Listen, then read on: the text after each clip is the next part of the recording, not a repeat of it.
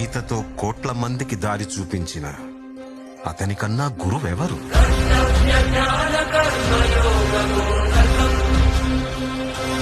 రక్షణ కోసం సముద్రం మధ్యలో ద్వారకా నగరాన్ని కట్టిన అతనికన్నా గొప్ప ఆర్కిటెక్ట్ ఎవరు?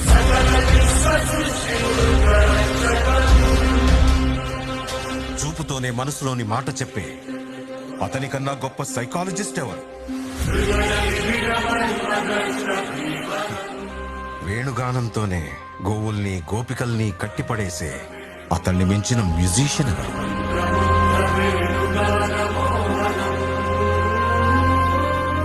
నిత్యారోగ్యంతో ఉండే సూచనలు చెప్పిన అతనికి మించిన డాక్టర్ ఎవరు?